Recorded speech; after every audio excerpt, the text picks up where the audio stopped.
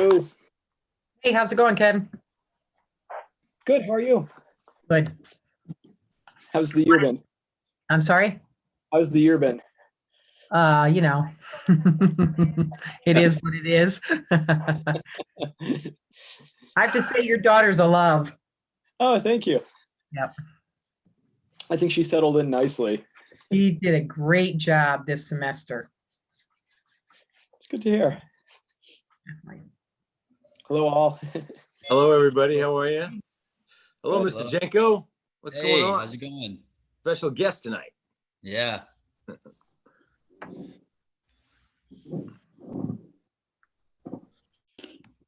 I like that blurry backdrop, I tell you. I think I need to do that once I figure it out. The problem is when everything looks blurry without that feature on. Yeah, exactly.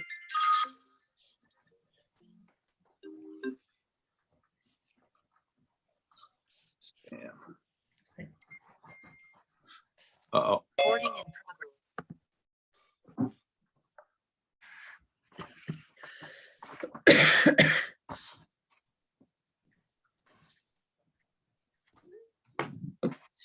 Hello, Miss Pace. How are you?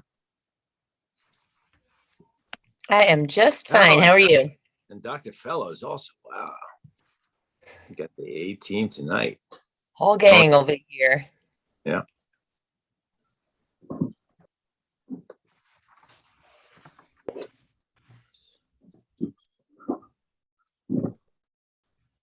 I got a new like dainty little teacup, little tea thermos. Who is that? Is that my man Freddie? Freddie's allowed to sit. Sorry. He's allowed to sit in on a Board of Ed meetings whenever he wants. As far as yeah, I know. I'm grooming him to be a board member, you see. Since Dad's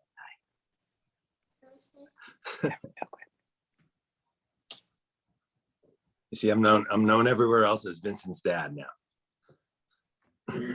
now that Nico and Dominic have matriculated, I'm just Vincent's dad now.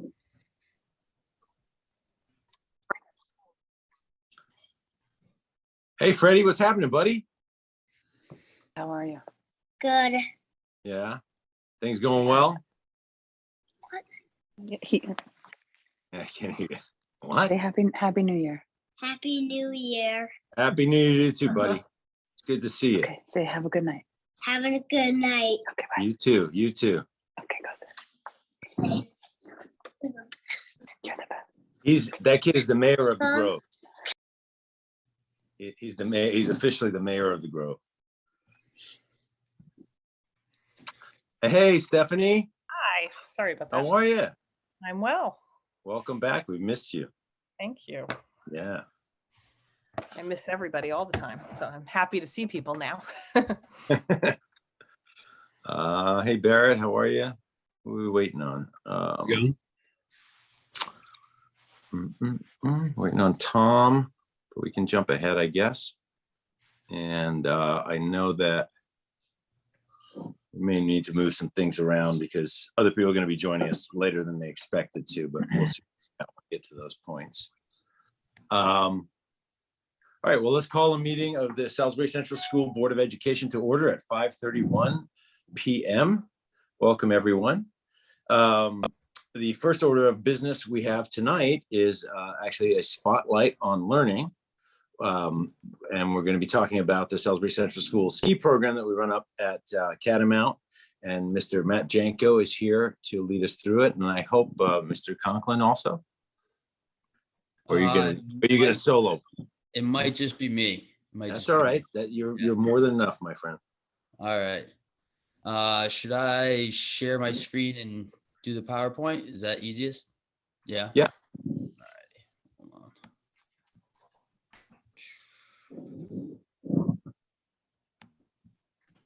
All right.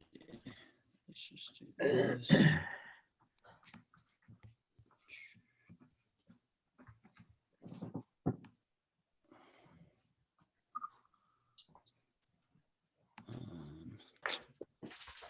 So it says host has disabled participant screen sharing. And I go to screen share. That's Miss Booch. Can you fix that? Uh-oh, what? Oh, she's on it. She's on it, man. Oh, okay. Try again. There we go. All righty.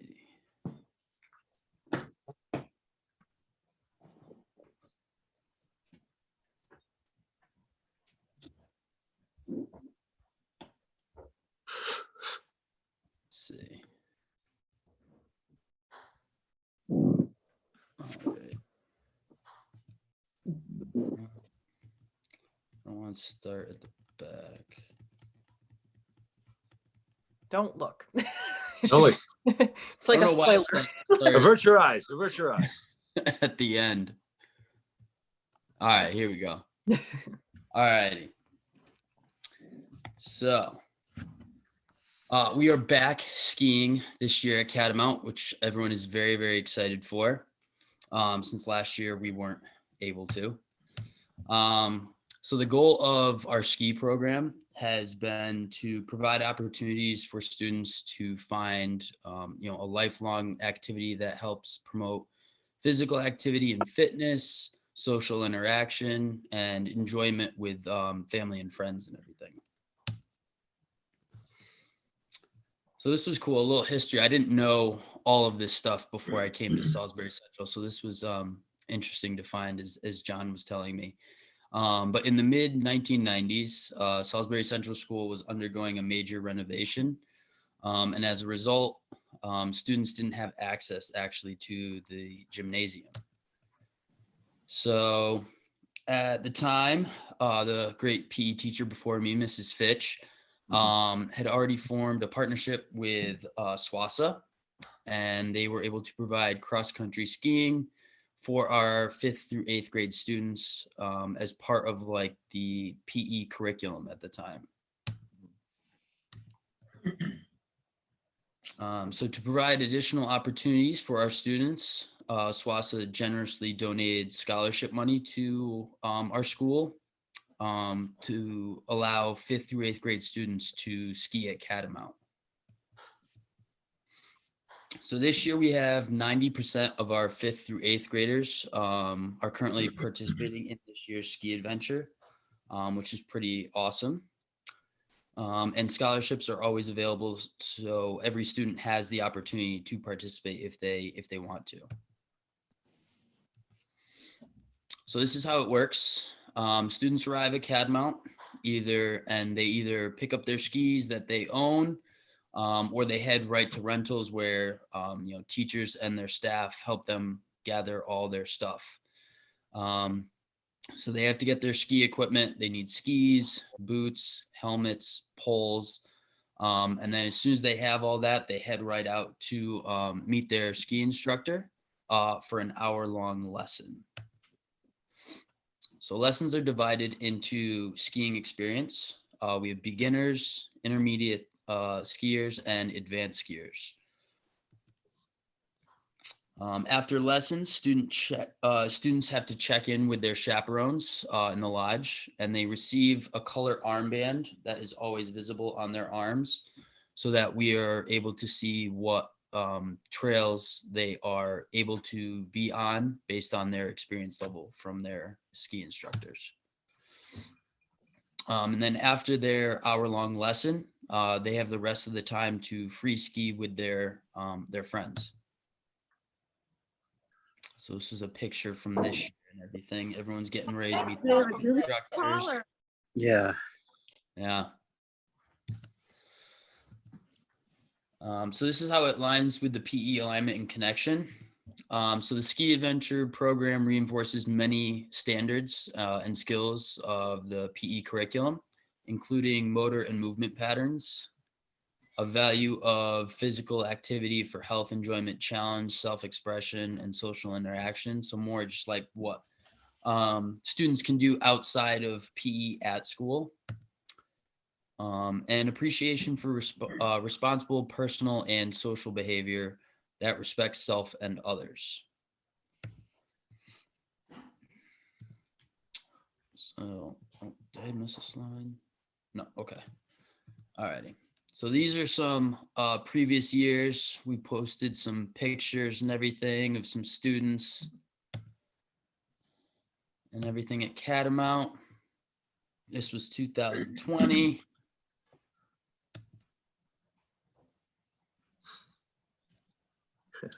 And then obviously last year, just an empty ski lift and everything. We weren't there.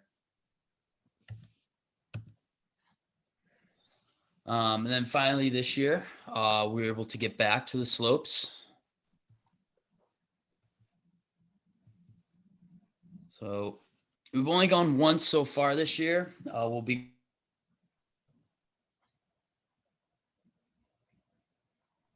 Lost you, Matt.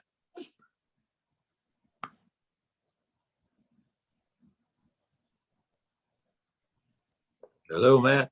Did he drop off or did we just lose him? and sixth graders who had never skied before. So we had a lot of new skiers.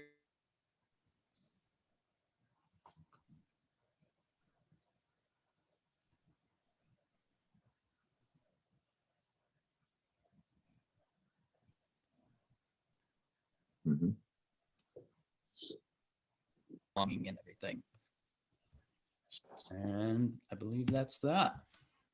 We lost you a little bit, Matt, with audio, or I did. Did he drop out for everybody? So Yeah. I think that what he was saying Oh, is that, sorry.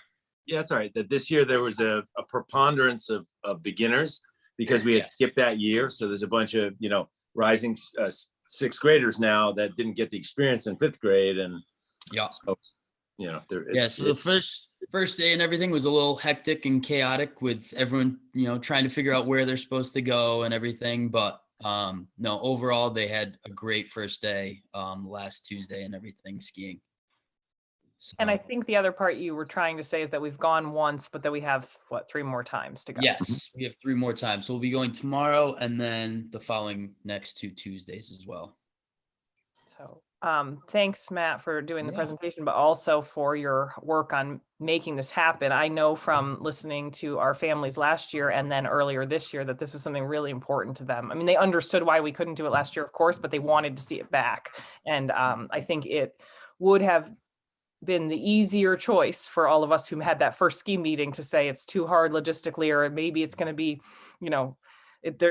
all of that. But everybody on our team said, no, we can make this happen and we can hurry and we can get the forms out. And so I appreciate everybody's work. And I think the families do A too. lot of people, yeah, took a lot of people, but we were glad we got able to get it done and everything. Does anyone have any questions? Anyone? No questions, but I would just like to say thank you. I've got 3 kids who have gone through it, and I know you guys have to do a ton of work to get it done, but it's universally applauded by the community. People love it. People talk about it, and whenever you tell anybody from a town not like Salisbury, they're like, "What?" So You have a what? you do Here, what? exactly. Yeah. You go skiing. So it's really amazing. So all your work pays off. So thank you. I will echo that sentiment, being a frequent user of this program as well. Likewise. Yeah. Well, thank you very much, Matt. Thank you for taking the time to walk us through that and highlight. I didn't know the genesis of it. Actually, I'm gonna have to dig into that, find out Yeah. more. But Yeah. at making lemons out of lemonade. Yep. Yeah. But thank you very much. Anybody else have any questions or comments for Matt? Thank you for taking the time, Matt. Anytime, guys. Have a great meeting. I'll see you tomorrow. All right. Bye, guys. It is really just, I mean, I was fortunate enough to have like a lot of overlap with my boys because of their timing. So I get to go. So as soon as one of them was really tired of skiing with me and just wanted to be with his friends, I had another one that wanted to ski with me for about a year, less about a year. And then they tell you, Dad, I'm going to ski with my friends. I'll see you later. By the way, could I have some money for French fries? That's sort of my relationship on the hill now. I'm pocket. Next order of business is approval of the minutes of our previous meetings. The first minutes are from our regular meeting of November 15th. Do I have a motion to approve the minutes as submitted? So moved. Thank you, Jackie. Do I have a second? Thank you, Natalia. Any discussion? All those in favor of approving the minutes from our meeting of November 15th, our regular meeting as submitted, say aye. Aye. Aye. Opposed, abstaining. Kevin, you weren't there. Yes, thank you. And so moved. So next order of business is to approve the minutes from our special meeting from December 6th to discuss the retirement package we decided to offer ultimately. Do I have a motion to approve those minutes as submitted? Thank you, Natalia. Do I have a second? Thank you, Kevin and Jackie. Any discussion? All those in favor of approving the minutes from our December 6th meeting, say aye. Opposed? Abstaining? Thank you very much. Ms. Bucieri, the financial report. Hi, everybody. Thanks, Sue. I don't have anything really significant in the budget summary report itself to talk about. I'd be happy to answer any questions if anybody has any. And while you're thinking about that, I did want to give you a little bit of an update on where our grants are. Quite some time ago, probably in June or the early fall maybe. We submitted an application to Homeland Security for reimbursement for some items that we had done in the last couple of years regarding securing the building. In particular, the major expense was when we put electronic locks on all of the rest of the exterior doors. Mainly to help us with the traffic flow for COVID, but also for security reasons. And unfortunately, I found out last week that we were denied any funding. They were prioritizing schools that had not previously gotten funding, which we had received under Lisa Carter's leadership. And they just said they were inundated with applications for funds. So unfortunately, we didn't get any. As I said, that would have been reimbursement for projects that we've already done and paid for. So it would have been nice to have gotten something, but the fact that we didn't is not preventing us from doing something going forward. I just submitted to central office our expenses for the ESER 2 grant, which we were awarded $22,110 for. And that entire grant is going towards offsetting the cost of the additional custodian, which we've had on staff last year and this year to help with the disinfecting and cleaning because of COVID. So that paperwork has been submitted. I don't know how long it will take to get reimbursement for it, but it's nice to know that that's all neat and tidy and done. I've also been working with Rita over at central office, getting our ESER 3 grant organized. That is an additional $69,000 on top of the ESER 2 grant. We are going to use those funds to help offset the expense of our summer school program that was run as a regional program, our after-school homework club, and Beyond the Bell, which we pay teachers a stipend to monitor and supervise, and to also help pay for the extra custodian. So I will probably be pretty ready to submit at least a chunk of those expenses to Rita to get that process going. We don't have to wait until we have everything done, but I'm working with her to get that done. So that's all really good information. We're finally getting the paperwork in the process of being submitted finally to get those reimbursements. So that's good. I don't know if anybody had looked at the financial report and had any questions about any of the numbers. There's nothing concerning me right now. We do seem to be going through another phase of having a fair amount of repair work being done in the building, particularly with plumbing and sewer issues and with the heating system. But we're just, plugging away at those, and they kind of come when they come, and we'll take care of them. And Brian Ship is on top of making sure that everything gets done in a timely manner. And that's that. Thank you, Sue. Does anybody have any questions or concerns about the financial report? Hearing none. Thank you, Sue. We'll move on to, do we have any written communication for the Board of Ed this month? Not that Except for the request, yeah, okay. Yeah. Great. Is there any public comment this evening on any agenda items? Hearing none. I would entertain a motion to move our Board of Ed committee and regional and school reports to later in the meeting. We are waiting on Keith Moon to be able to join us. And since he's actually not a board member on this board anymore, he would love, I know, to finish out his swimming practice at Hotchkiss before he's able to join us. So that'll be like 6:10, 6:15. So if we could have a motion to, let's say, move item G to after item I think that might get us to where we need to go. Or let's go after item J. We'll have a motion to amend the agenda as stated. Thank you, Kevin. Do I have a second?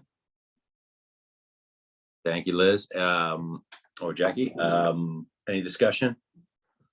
Thank you. All those in favor say aye. Aye. Thank you. Opposed? Abstaining? Fantastic. Then the next item now is a non-resident request for continued attendance at our school. I don't know, Steph or Sue, do you have the request in front of you that you can fill us in on? I have it. Okay. I have it too. Stephanie has it too, I think, in her packet. Ah, there. Sorry. So I'll read it. Oh, okay. I do have it. Everything. Okay. So Salisbury Central School Board of Education. Hello, my name is Kathy Macias, Sophia Macias. This is Mom. In this letter, I would like to let you know that for reasons beyond our control, we were asked to leave our residency in a pretty short amount of time. Wanted to stay in the school district, but the pandemic and rising rent prices make it impossible for us to find anything we could afford in the area. Thankfully, we were able to find a much more suitable place to live in Millerton, New York. We are moving December 15th, so this is past tense. We would have taken this up sooner, but obviously we had no meeting in December. At this time, I'm asking special permission for Sophie to remain at Salisbury Central School after moving. She has benefited tremendously from your special program, all the special education services provided just for her needs. We can see it is getting harder for her as she goes to higher grades. And we're afraid that without this program, she'll be set back again if she goes back to Weebatuck Central School. Thank you in advance, Kathy Basis.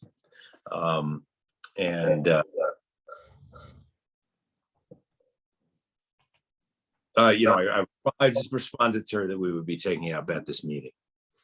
And normally, just so people know the policy, it is always at our discretion, but it is, if a child has remained at the school past Thanksgiving, and then for whatever circumstances needs to leave the district residentially, we always favor extending them continued attendance throughout through the school year, with the understanding that the parent understands that the transportation of that child from outside the school district to our school is completely their responsibility. So, Steph, do you have anything I to was say? just going to say, just to clarify that, so if someone were to request that they stay in September, that's not even a request that can be made. The requests are made if it's after Thanksgiving only. And as far as the classroom goes, this is a student already in the classroom for this year and already, planned for. So, we don't have an issue with staffing or anything because of this. So, up to you all. Yeah, it's no extra cost to us, and I think provides a great outlet for this family to continue this student in a program that's benefiting her tremendously. So, my personal recommendation would be to grant this request, but I leave it up to the board. Motion to grant. Thank you, David, Tom. Yeah. Just a clarifying question. We're approving for this academic year, correct? Not Correct. Indefinitely. Yes. No. It's simply till June or July, whenever we get out snow days. Yeah, that's it. So I have a motion from Tom and a second from Jackie. Do I have any other further discussion or questions? All those in favor of approving the non-resident continued attendance request from Kathy Matthew, say aye. Aye. Opposed? Abstaining? Thank you very much, everyone.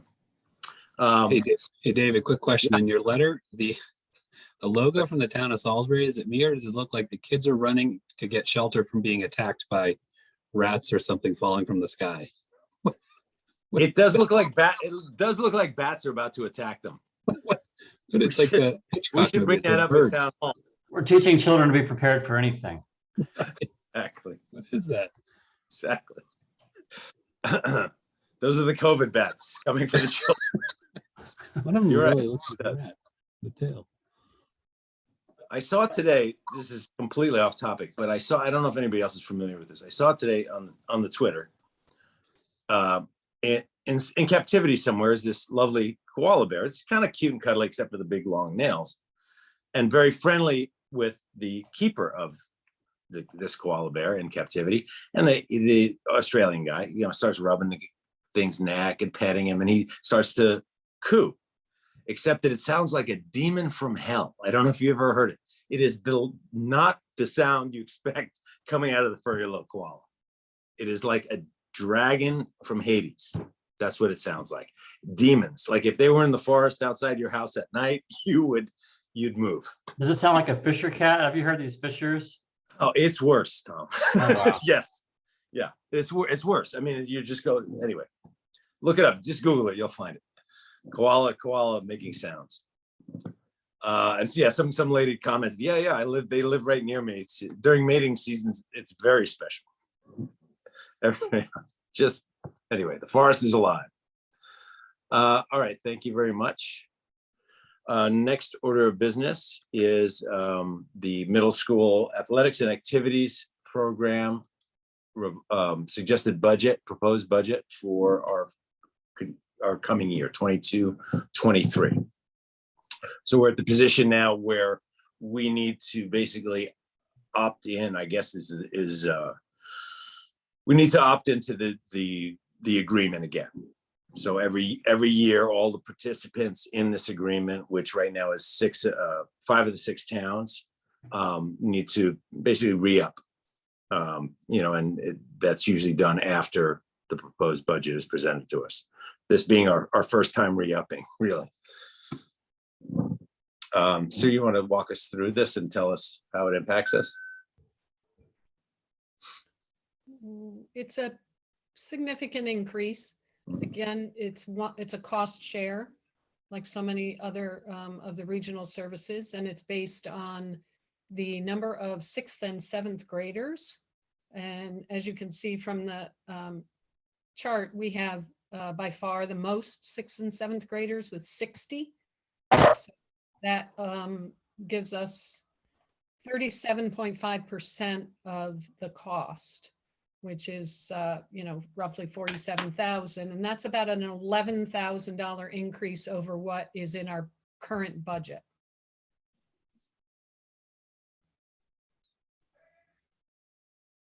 But I also have to say, from the information that I've seen so far with the fall and the winter, we have the majority of students participating.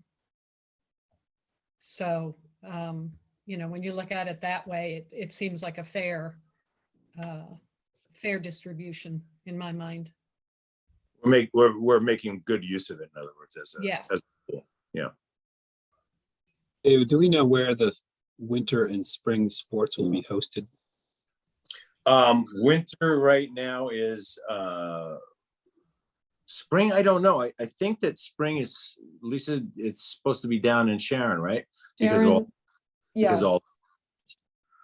Sharon The outdoor activity. winter is, the Go ahead. winter is Cornwall and Salisbury. Yeah. And the spring will be Sharon, I believe will be at Sharon because they have enough fields for the girls and the boys to practice. Sharon think- has for outdoor facilities. Sharon certainly has the most acreage, basically, just the most ball fields, whether it be soccer or baseball. And the best, two of the better basketball gyms are ours in Cornwall's. But we don't get a discount for facility usage. Yeah, no, I'm thinking in terms of where the bulk of I had kids that did the fall right in Sharon. So I'm just thinking from a selfish Salisbury standpoint, if we have most of the participants, and our kids are getting bussed around as much, it'd be nice to have, if we can, some of the sports here. So our kids are not, spending as much time on the bus. And yeah, I know that's, it's not a perfect world, but yeah, the difficulty we have is we've got really two fields, so that's, and to have games played concurrently, I think with the configuration is a little dodgy. You know better than I do, but for spring. And I think it's where the students, there's a pavilion there. So if it starts to rain, there's a Right. place for the students to be protected. It just has a few more amenities than what the other, they have a few more amenities there than what they've got on other fields in the other towns. And so that's why Yeah. they picked that one. They've got actual bathrooms. Yeah. I 100% agree that the facilities there are better, for sure. I'm just thinking like down the road when we evaluate, and parents start to think, the program and the time spent. I know just they don't get started until like 3:45 or something like that. And Yeah. having kids, I had one in soccer, one in cross country. I'm just anticipating at some point, if we really are the bulk of it, parents at the school may say, Yeah. should our kids always be traveling both ways if we're really most of the team? Just a thing to think about. Yeah. Especially as some of the schools, their enrollment is going down, and knock on wood, luckily we're staying pretty steady. Yeah. So Anne will be administering a survey to all the families at the end of this year, right at the end of the spring season. She wanted everybody to have experienced all 3 seasons before providing her with feedback. She's been checking in with the kids regularly, but she wanted the parents to have the full year's experience before they provide their comments. So there will be time for that. Yeah, there's going to be quite a bit of debriefing. I mean, don't forget we started this year off in certainly less than ideal circumstances, and that's continued to play out as the years progressed. I mean, I know that our winter offerings were hampered by difficulty in staffing, difficulty in transportation, particularly. And I think that's going to continue. Well, I don't know. I mean, there seems to be light at the end of the tunnel in some sense. So hopefully spring will be a little bit more auspicious with our ability to provide a real quality experience as we promised. But I think that it's I think that the understanding, I know that Anne, who's running it for us, her understanding has been that this is a work in progress. from the get. So all the feedback that we get from the parents will definitely be folded into it. And I think that, I think that we're on the path to building something nice. I don't think we're there yet. I think we're well on the way. And I think that as needs, the programs will change, Barrett, to your point. You know what I mean? Yeah. Any other questions about the proposed regional middle school athletics and activities program budget? Hearing none, I guess the motion that we're looking for is to accept the proposed budget and remain in the middle school athletics and activities. What is it called? Not a agreement. Yeah. Yeah. At least, is that right? Mhm. Remain a participant in the middle school athletics and activities agreement. Okay. So it entertains such a motion. Thank you, Natalia. Have a second? Thank you, Tom. Any further discussion? All those in favor of accepting the proposed regional middle school athletics and activities program budget and remaining in the middle school athletics and activities program for the 2022-2023 school year, say aye. Aye. Opposed? Abstaining? Thank you very much, everyone. And now we are at, we're still a little early. Well, could we make an amendment, make a motion to move item K ahead of item of the committee reports? So we would be discussing first our Board of Ed committees, which might take a moment, and assignment. Yeah. Dave, the previous motion was to move it after J, and we haven't done J yet. Oh, sorry, you're right. I thought it was up. So the next item on the agenda is our NESDEC enrollment projection report for 2021 from 2021-2022. Lisa, do you want to talk about that, or Steph? I'm happy to talk about it. Stephanie, you want to talk about it? Yes, I mean, I'm not going to talk much about it because I think it's useful in some ways and then not entirely useful.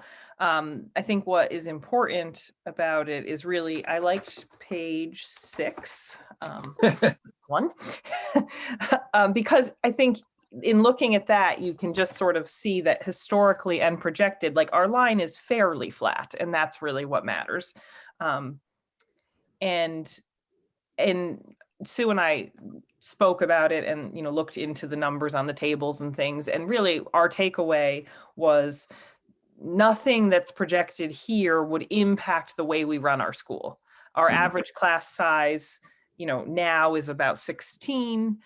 Even in what they're projecting as our low year, it would be 14 or, it's not, when you divide it out among our classes and things like that, it isn't something that would alter the fact that we would still need 2 sections, for example, of everything. And we would still need 2 buildings, and we would still probably need all of our staff and our enrichment and our intervention.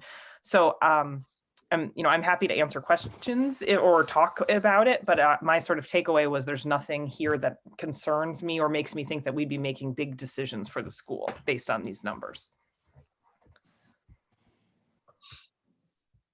Any questions or comments?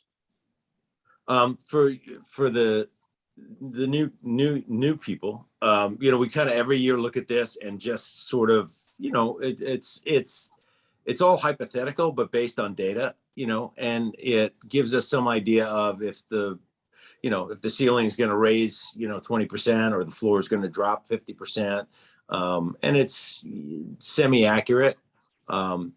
We haven't seen, we obviously did not anticipate the growth that we saw in enrollment in the last 2 years. Not that it blew our capacity out of the water by any stretch.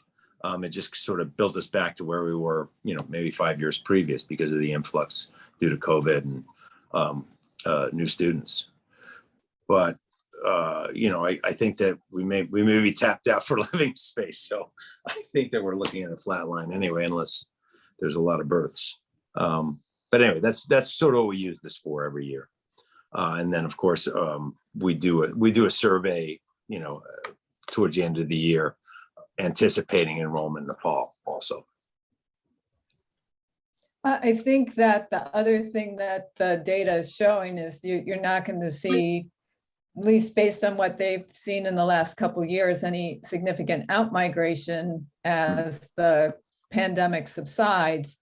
And unless something else happens, there's nothing else on the horizon that's going to cause that big burst of in-migration either. So, once the populations that moved in as a result of the pandemic seems to go, once they go through your system, you're not going to be replaced by a new group of people unless other things change in the community.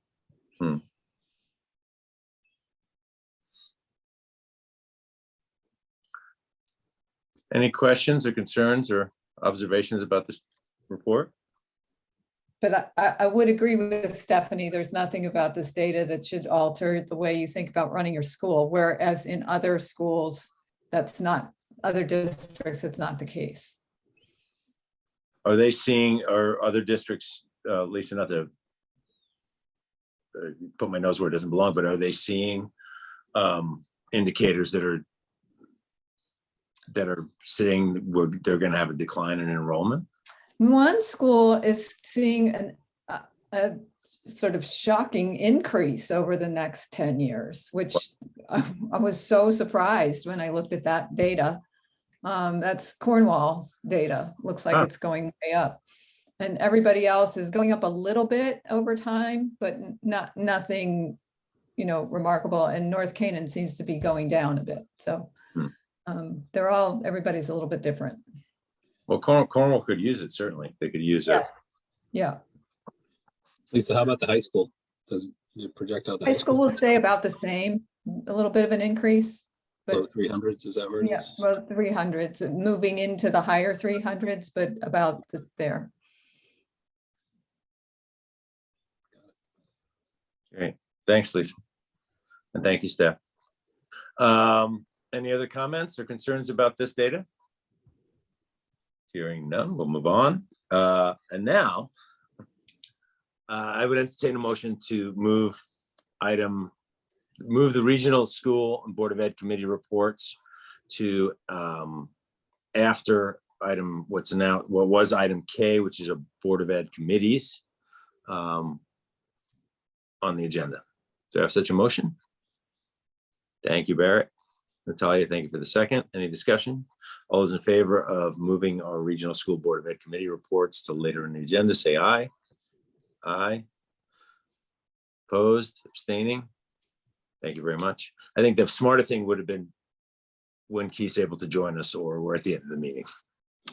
But we'll keep kicking the can. Sue, do you want to talk about this or should I? I guess I'll start. So we have a number of committees. Participation is not mandatory by any stretch, but it's appreciated.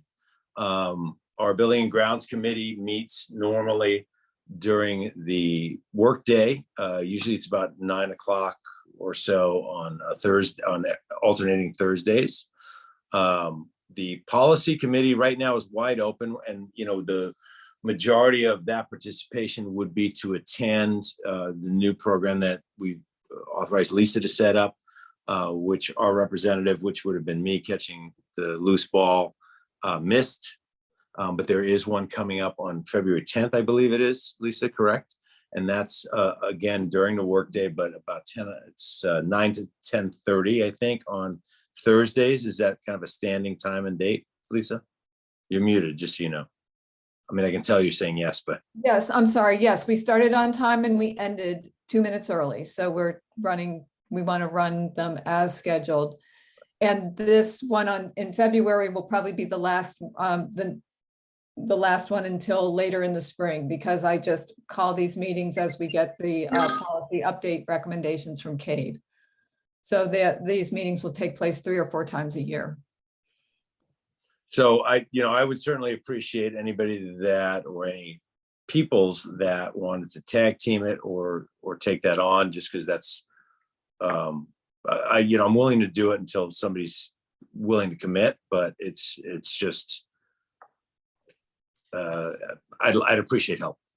Lisa, is it always on Thursdays or is it floating? Right now it's on Thursdays, but if it's not convenient, I'll get some feedback from the representatives. We didn't have a full complement of people last week, so hopefully we'll get that all straightened out and have that on the 10th. And so then I'll take stock with everyone and see if this is a good meeting time, and if it's not, we'll figure something out.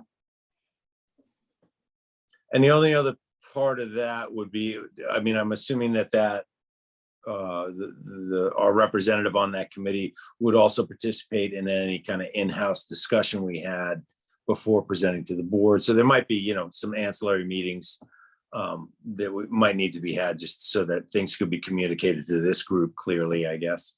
Or if there's something that, as we continue to go through our existing review of our policies, you might want to participate in that also, but that's obviously not mandatory. Being available for the region-wide meetings is the most important thing, because that's going to streamline our whole process of dealing with policy. I'll just go through all these and then we can kind of get around to anybody wanting to raise their hands, I guess. And I've had discussions with some people about it, so we don't need to repeat, but Personnel Committee is really about negotiations with the two bodies that we have contracts with, the certified and non-certified employees at the school. That happens. That happens when it happens, but it's right now we're on a 3-year cycle, and hopefully we'll continue to do that. And that tends to be those meetings, just FYI, tend to be, say, 5. It tends to be after the school day. They tend to be bunched up, late summer into fall. And they're generally, what would you say, Barrett, about maybe 2 hours at a pop, sometimes less. Yeah. Occasionally, as you're coming down to the wire, maybe a little bit more. And it would be great to anybody that's a numbers head. It'd be great to have somebody sit with us to replace Keith. But I think it's not a burning need. The Arboretum Committee is brand new. We've done just about nothing.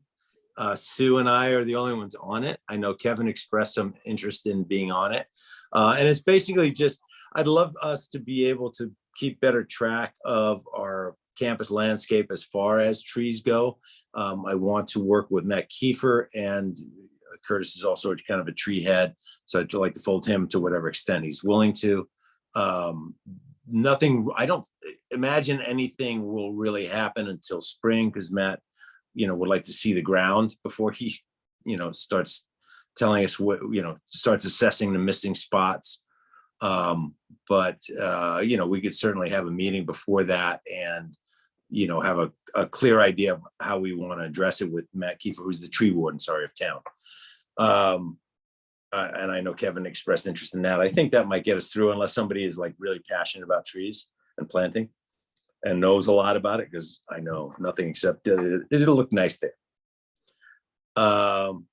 And then we have representation on some of the administrative committees. The program committee, Natalia, you want to talk about what that's about? Well, the last thing we did so far on the program committee was with Lisa, when we assessed the introduction of Chinese language into the school curriculum. And so it was pretty interesting work, first of all, and it involved some time, but it was cool. And we had some recommendation, but then something happened with the budget, and unfortunately that was not implemented, but the work was really satisfying. And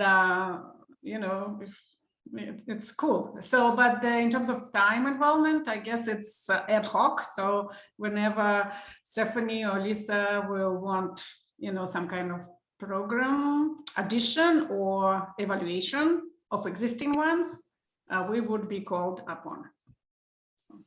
Yeah, the language review was based on concern that about the Spanish program and how much time we were allocating to that, and did we need to change it? And then we also talked about the addition of another language. And the reason that we didn't add Chinese was because it wasn't offered at the high school. So there was no clear path to continue that from Salisbury Central into the high school. But it was good work, but it arose from parents expressing concerns. And then we, got the members of the committee together and we went out and visited other schools and did that sort of thing. So evaluated our program. It was honestly, the only thing that held us back from implementing it and adopting it was simply that there was no support moving forward, that it was the high school was willing to offer or felt the need to offer. So it was silly to spend time, teaching our kids something that was going to just drop off unless they went outside the region. But you guys did a great job in,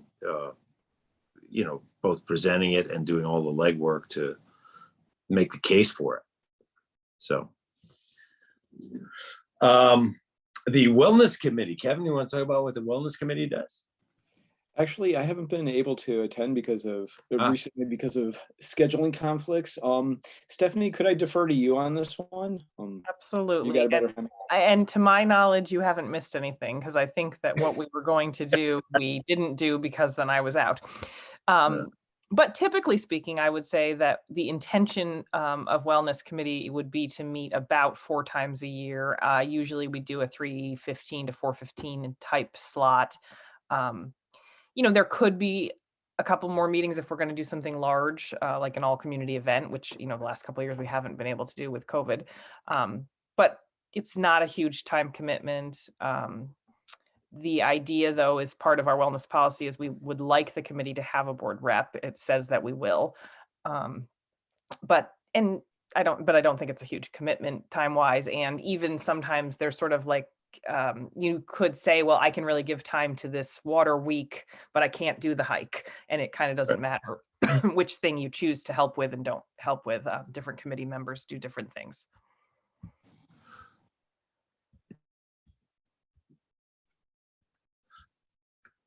All right. Any questions about that? Next is our safety committee, which Jackie and I are both on. There's not really a need there. It's sort of the administrators and kind of point people throughout the building, both assessing, reviewing our safety measures, whether that be cameras or our fire drill protocol, our evacuation protocol, and that I don't see a great need there. But if somebody's interested, you're certainly more than welcome to join on. And that's about it. So any volunteers or any questions about where you might want to be? Kevin, you did express interest in being on the Arboretum committee, so Would still like that. I'll appoint you. Okay. Anybody else have any interest? It can be a commitment tonight or just I have interest and let's talk about it further. I don't want to put anybody on the spot. So, David, I can be maybe on that building and grounds.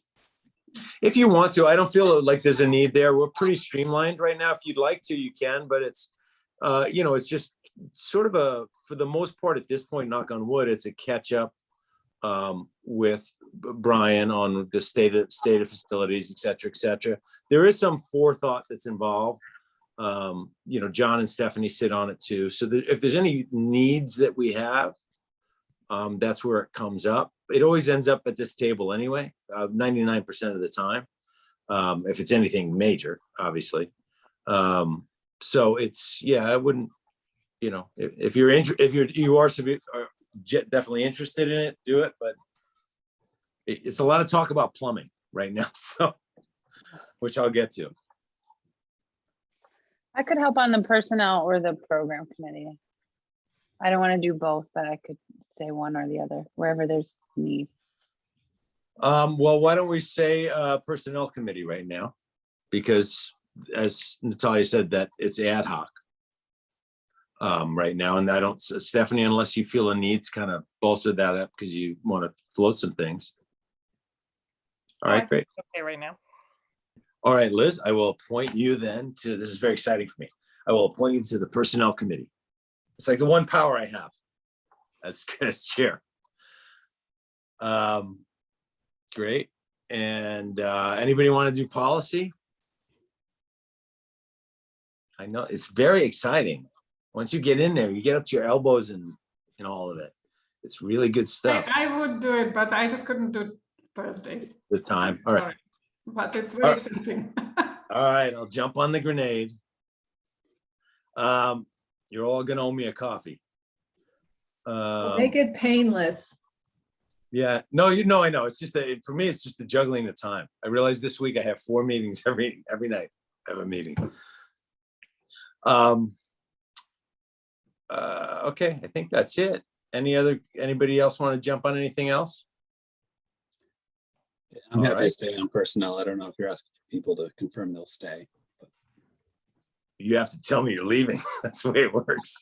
Okay. It's a lifetime commitment, basically. Yeah. No, I mean, you can, obviously, anybody that has any kind of conflict and, life circumstances makes it impossible for them to participate in any areas. Welcome to tap out at any point,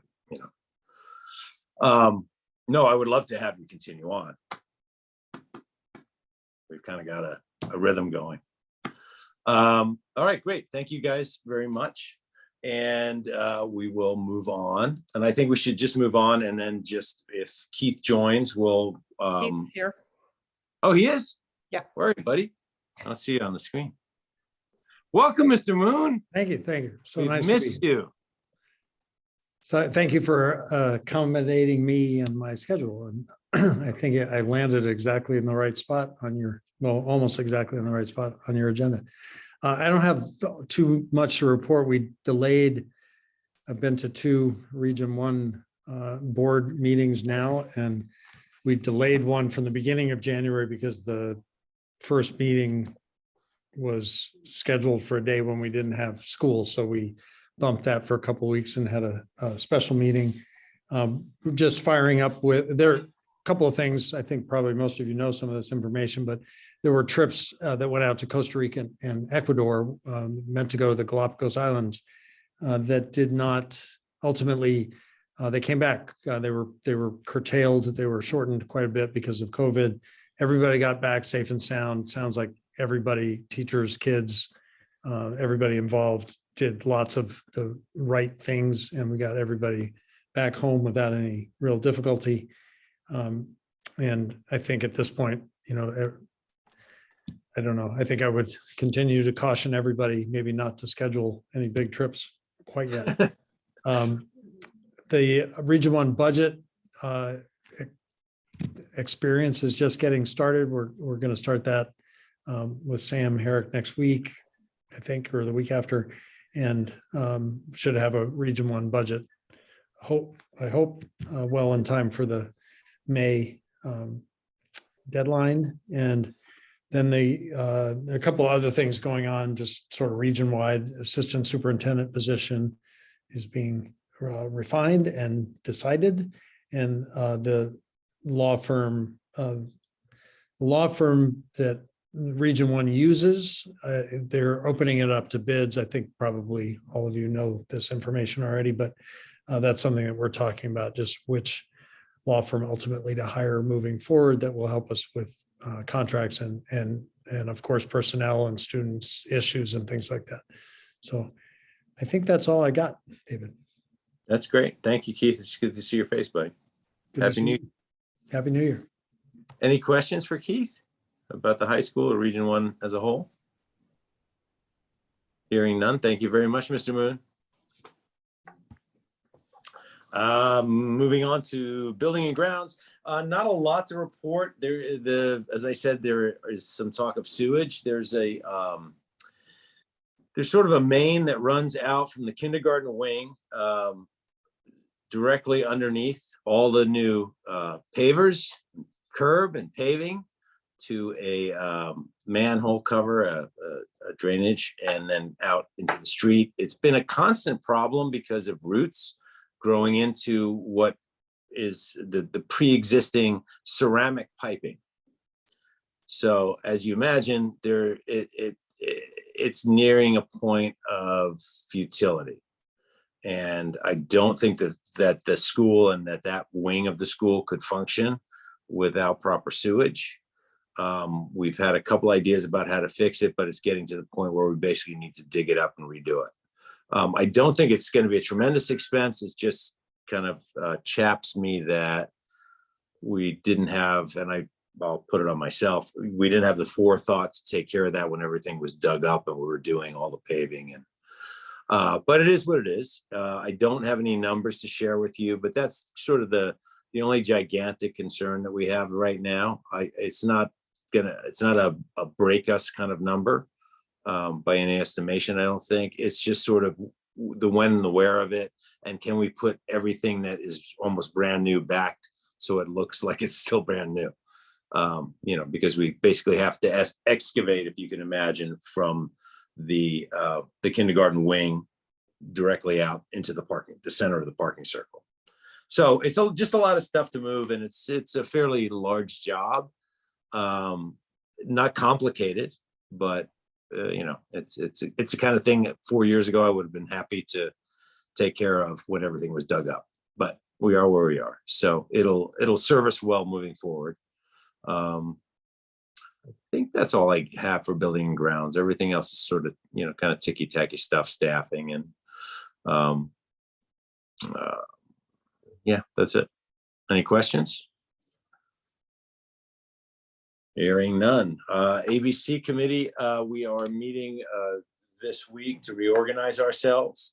The only other thing that's major on the agenda is, well, it's not on the ABC agenda, but as Keith alluded to, we are forming a search committee to solidify our assistant superintendent position. The members have been kind of organized, and we will have our first meeting. Is it this week or next? Sorry. Thursday night. Oh, sorry, on Thursday night. That's my fourth meeting, where we'll basically kind of organize ourselves. It's a non-meeting technically, but we'll talk about defining the scope of the search. Because the two individuals that have served us so well this last 2 years, the arrangement that we have right now with the two-headed monster, I think, is nearing an end in their ability to do that. So we need to kind of redefine that position. And the committee is in charge, obviously, with forming the search, scoping the search, and then going through with the process. So I'll have more to report to you about that as we go. And that committee is comprised basically of all the ABC committee and all of the Region 1 committee. I think that's it for ABC. At least, can you think of anything else that's burning that I need to share? No. No, Yeah. I'm going to discuss my mid-year goals with you, but my mid-year progress on my goals anyway. Which may shift a little bit given our current circumstances. Any questions about ABC? All right, hearing none. Thank you very much, everyone. Moving on now to policy. And first up is all our second reads. The first item is policy number 4112.8, nepotism, employment of relatives.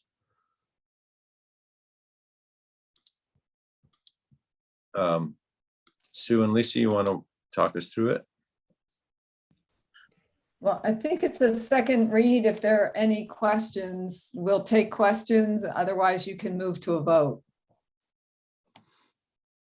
And this is, I believe, is this new or just the revised suggestion? This is not Region 1. This is your part of your Salisbury audit. Yeah, So no. so It's our own stuff that we're looking back at. Got it. Correct. But These 4,000 policies are part of the group of recommended policies from CABE. that were not pre-existing. That's what I was trying to get. Yeah. Right. Okay. Oh, okay. Yes, correct. Sorry. That's all right. I did. You only get as good an answer as you ask a question. David, I have a question. Yeah. This doesn't apply for this year, correct? It goes for next year? It would be, I believe so. I mean, I guess if we adopted it now, it would take effect immediately, but anything pre-existing would be pre-existing. I'm just, okay. I don't know. I honestly don't know, Jack. I don't know the answer to that question. Lisa? Well, it becomes your policy as soon as you adopt it. So Jackie, do you have a concern? I just have a question about John and Megan. Oh, we did discuss that. But Yes, I we think did. that what we said is I am where it says, sorry, I can't multitask very well, but somewhere where it says something like the supervisor or the whatever, that's me. Like I am the person in charge of the whole building. And I'm I in charge. don't want to get into trouble later on, you know. Well, that's a great point. I think it's great that they can both be at the same school and doing what they're doing. So I just don't want it to mean that something has to happen here. Right. Yeah. No, and we did talk about that, and Stephanie is since Stephanie is the supervisory role. Even now, in this space where John was, the acting principal while Stephanie was out, she was still able to be consulted on things. And if there was anything that was supervisory in nature, they would have referred it to me rather than to put John in an awkward position. John, But I didn't want to make sure we weren't doing that. Yeah. Right. Okay. Thank Kevin, you. Yeah, Thanks, Jeff. I think the last paragraph before it gets to the legal reference also gives that escape clause for existing condition. Mhm. Yeah. This is also pretty narrow. It's just within a department, like right out of the gate. They've narrowed it to department, right? Yeah. That seems like an out for 90% of what would crop up. Well, except that there aren't really departments in the elementary school, so the principal has the supervisory responsibility for everybody.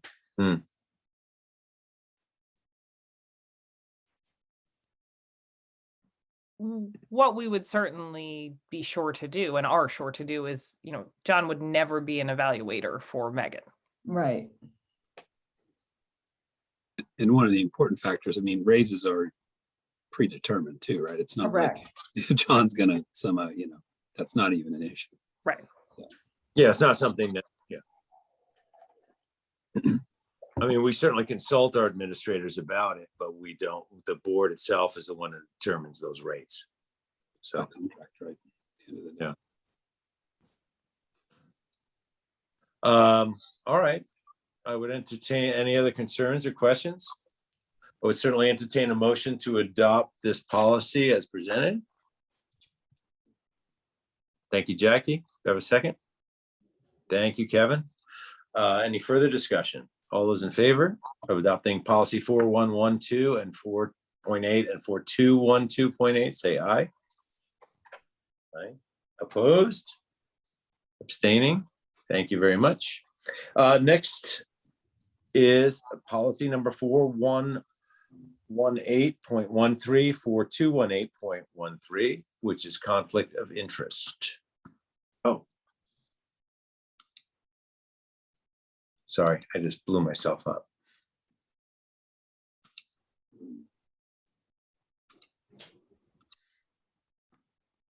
Any questions or concerns about this policy?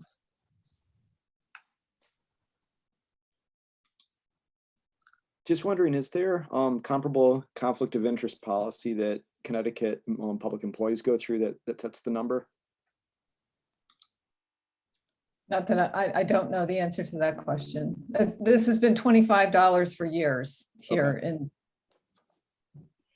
Yeah, the answer is, Kevin, yes, there is a policy, but I forgot. I think it's $50 for Connecticut, but Okay. I'm not sure. For the- But for there is the- a policy.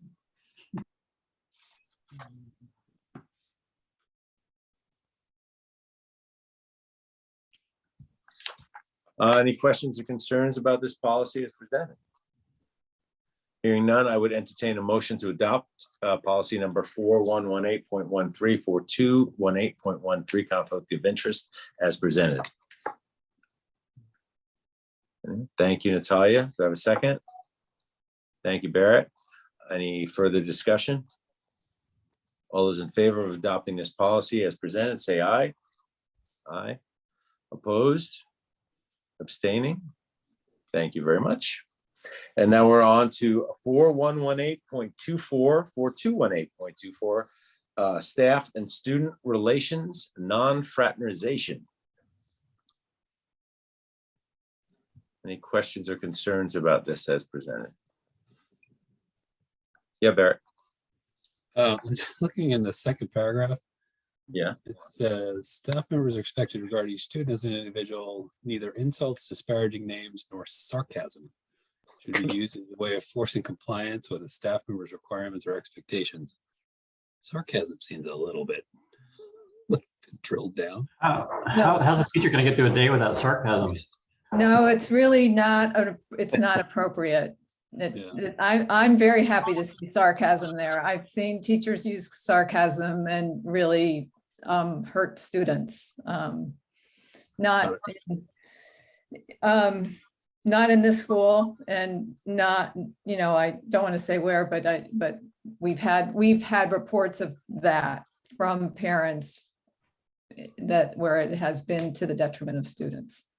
Yeah, but this isn't intended, like if a teacher makes one comment that could be sarcastic, they're not going to get.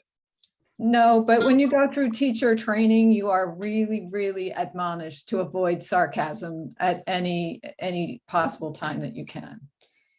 Because a lot of times you're using that sarcasm from an adult perspective, and you assume that children understand that, particularly when they're younger, and they don't always. And so the use of sarcasm is really discouraged in teacher education programs. You can decline my application to be a teacher. Oh, we've already talked about that. You grew up in a family like mine. It was a big learning curve. Yeah. May as well. That's a good point. I didn't think of it from that perspective. Any other concerns? Questions? I would entertain a motion to adopt policy number 4118.24, 4218.24, staff student non-fraternization. Do I have such a motion? Thank you, Barrett. Do I have a second? Thank you, Jackie. Any further discussion? All those in favor of adopting this policy as submitted, say aye. Aye. Opposed? Abstaining? Thank you very much. Next, we have policy number 4118.51, 4218.51, social networking.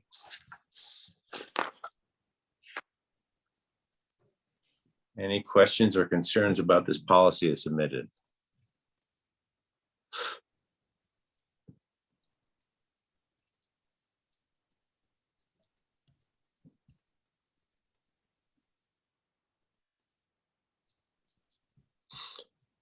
Hearing none, I would entertain a motion to adopt policy 4118.51, 4218.51.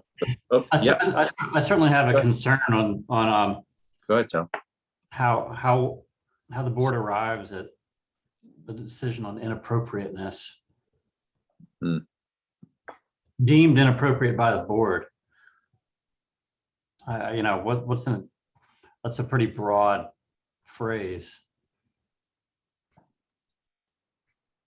Have we had instances in the past where somebody's social media post caused this body to deem something inappropriate? We've had instances, I know, of misuse of the social media by students where it created an environment of sort of harassment. And I think that staff, correct me if I'm wrong, we address that by curtailing the use of electronic devices outside of school issued computers during school hours. Yes. When they say this is about staff, right? When they say deemed inappropriate by the board, that means first stop there is the principal, and then the principal would generally work with an attorney and the board chair. And if it's something that rises to the level that there needs to be action taken against an employee that would involve a board decision, it would go to the board. So that's everything that's included in the meaning of that sentence there. So I think it's meant to open the door for us to take action as opposed to say you have free reign to take action. I would think. And to answer Tom's question, in my time there, we have not had the situation arise in our school. I don't know about the region, of course.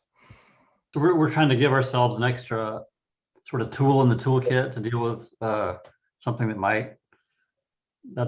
Is that the gist of what drives this policy? if you look at numbers 1 through 9, that gives the guidelines for what appropriate or inappropriate messaging would look like. So to the extent that the principal or somebody calls to the attention, the principal, any of these behaviors, then the principal would investigate, probably talk to me. If we needed to, we would talk to an attorney, talk to the board chairs. We would go through our process of investigation to determine whether or not it was appropriate. And there is some judgment involved in this. And I think one of the keys would be we would have the ability to consult an education attorney, because some of this stuff gets really, really tricky, right? What's harassment? Absolutely. What's sexually graphic? I mean, there's a lot of tricky areas here. So we wouldn't by ourselves get together and look at it and be like, kind of like Jim's post there. You're out. Yes, correct. There's First Amendment rights, plus then there's all of the different discrimination, harassment, appropriateness from a sexually graphic nature. I wouldn't do anything about any of that without consulting an attorney first. And I think that 1 through 9 sort of, I don't want to say defines the parameters, but it sort of carves out parameters that we might jump on stuff about.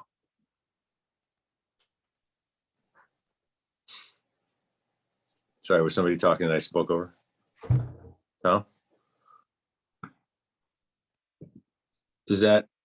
It's statutory language, so this is what we're given guidance to from the statutes and the CABE advice for how the language should read. And then if we feel like we have a violation, that's why we have an attorney to help us work through that. Okay. Any other questions or concerns? Does that answer your questions, Tom? Yeah. Or your concerns? Okay. Then I would certainly entertain a motion to adopt policy number 4118.51 4218.51, social networking. Thank you, Barrett. Thank you, Jackie, for a second. Any further discussion? Hearing none. All those in favor of adopting the policy as submitted, say aye. Aye. Opposed? Abstaining. Thank you very much. Next is policy number 4134, tutoring as it pertains to our certified staff.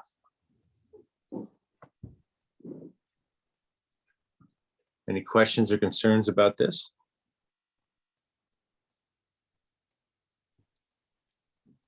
Yeah, a quick one.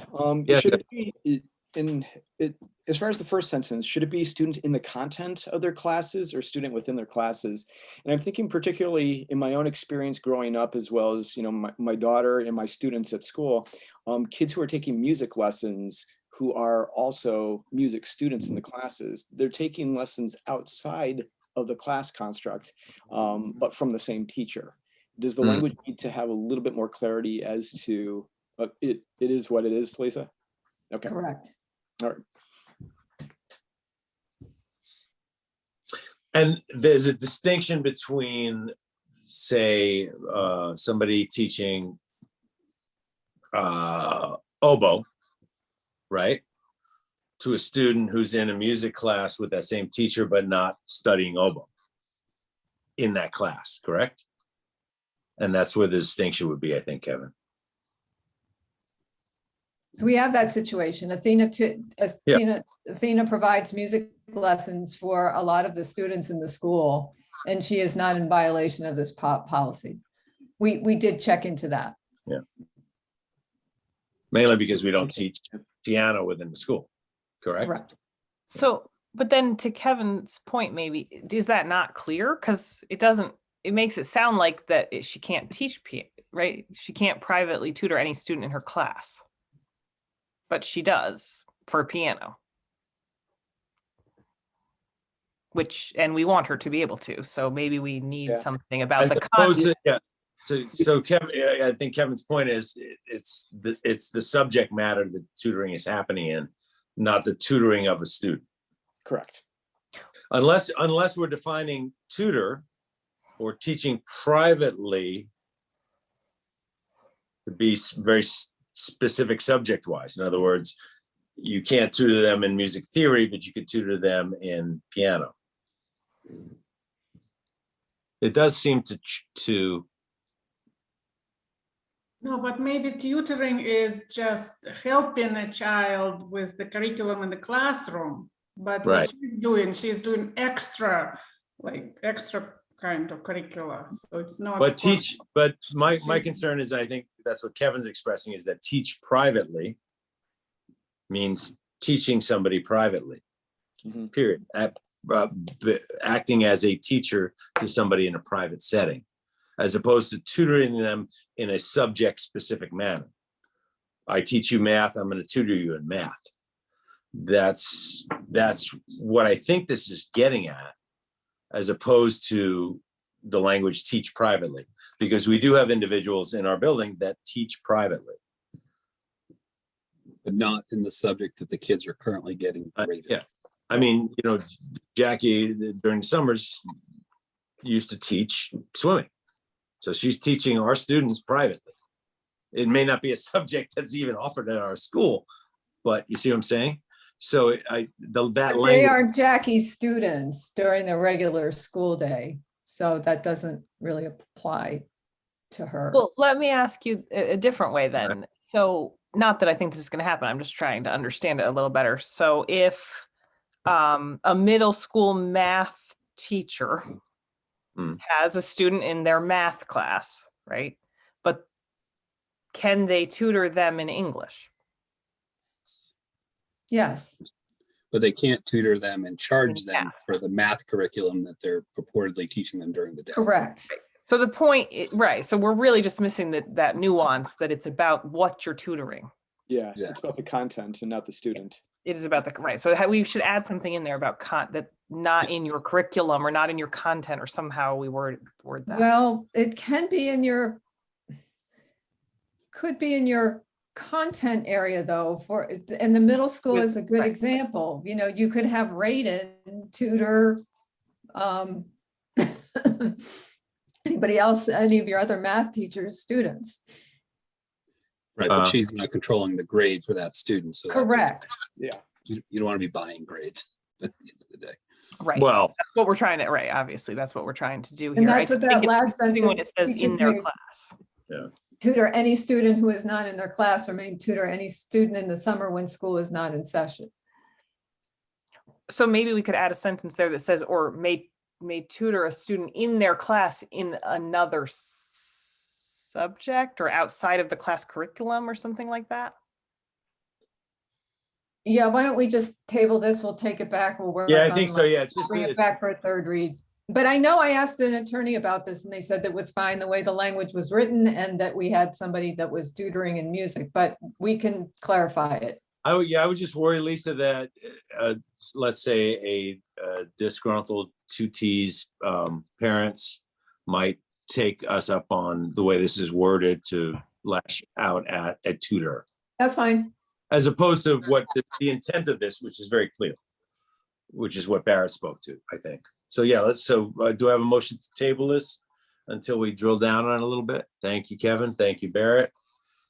for seconding. All's in favor of tabling policy number 4134, tutoring until further revision, say aye.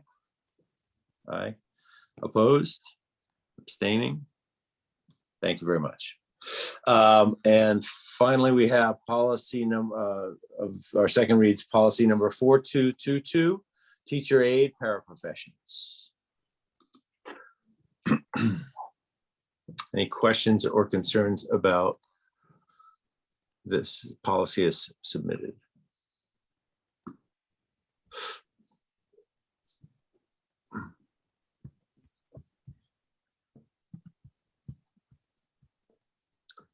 Hearing none, I would entertain a motion to approve policy number 4222, teacher aides, paraprofessionals, non-certified staff. Do I have such a motion? Thank you, Barrett. Thank you for the second, Natalia. Any further discussion?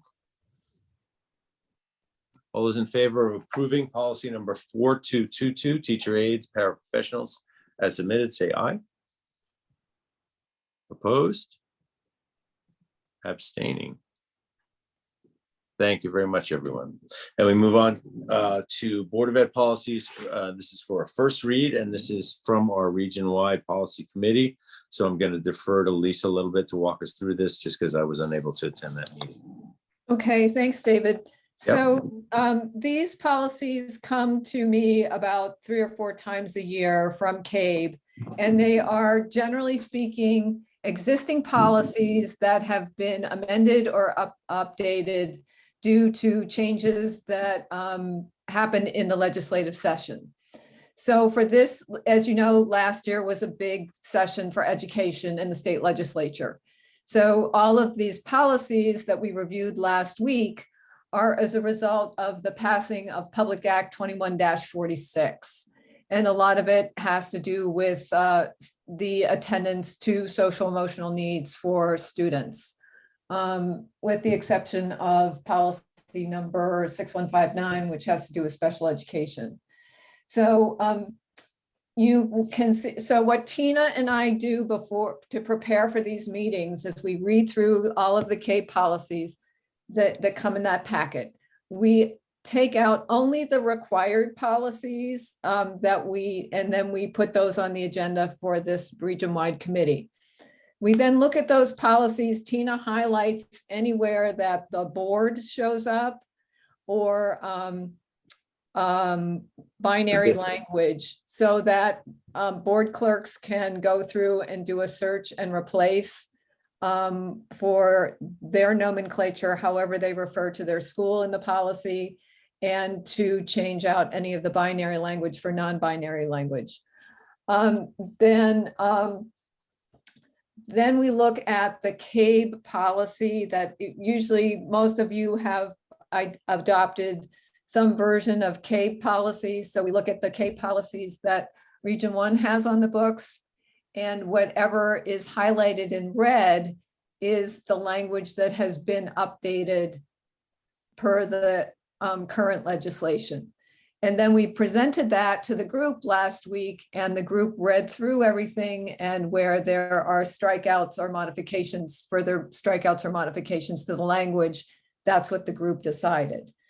So for example, if you look at this 0200, it's a required policy, mission, goals, and objectives. The language that was added was to the very end, number 17, where it says that to implement the philosophy of Salisbury Central School, we accept to integrate the principles and practices of social emotional learning into the district's required professional development, et cetera, pursuant to Connecticut General Statute. That comes from the Public Act 21-46, and I live linked that at the bottom of where you see the legal references. So you can go to 2146 and you can see where that reference is. So, and the meeting went very smoothly because the modifications to these policies, generally speaking, were not that significant. So communications to the public, that number 1110.1, that's the main thrust of what's important there is the addition of those there will be 2 student conferences, and there will be an electronic option. And if the parents aren't able to schedule a conference, there's a protocol that has to be followed where the administrator gets involved.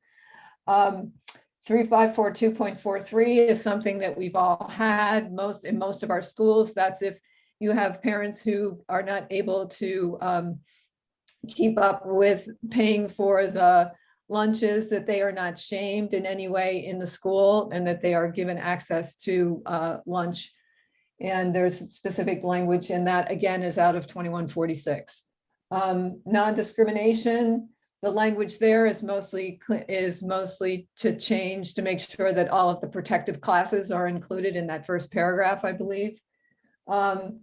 Attendance, excuses, and dismissal, and the truancy policies both identify and have language around those 2 mental health days that were added per the legislation last year. And then the individualized special education program has to do with certain actions to be taken around the birth to 3 population per state statute. So those are all of the changes, and I'm happy to take any questions about those. This is a first read, so you can go through it again. If there are any questions tonight, then we probably should meet Sue and David and I as the de facto policy committee and address any of those questions so that we can clean them up for a second read.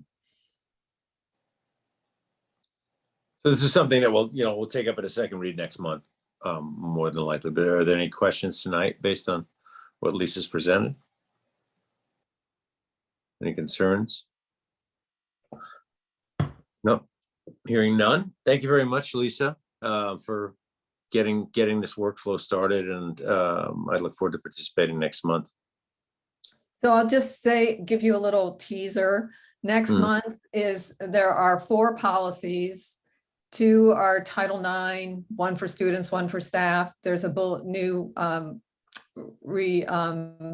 addition of the bullying policy and the FMLA policy. They're all existing policies.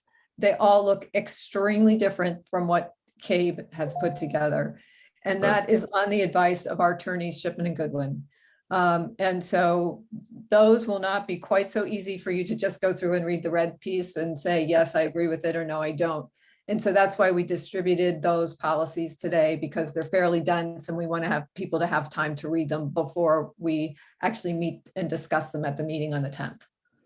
Yeah, so everybody, that's been distributed to everybody on this board. So no, they've been distributed only to the people on the Region 1 Policy Committee. I got it. So they're more like page 1 rewrites than revisions. Yeah. Okay. Excellent. Any other questions about any of these policies? Hearing none, we'll move on to our administrator's report. Ms. Major. Hello again. Hello. So I will take questions about the report. Basically, just a couple things that I would highlight. We are happy about our nutrition classes that Michelle Sisk is doing for us. I put a lot of information in the report about her background and what our proposal had been. She has started the classes this month in K2.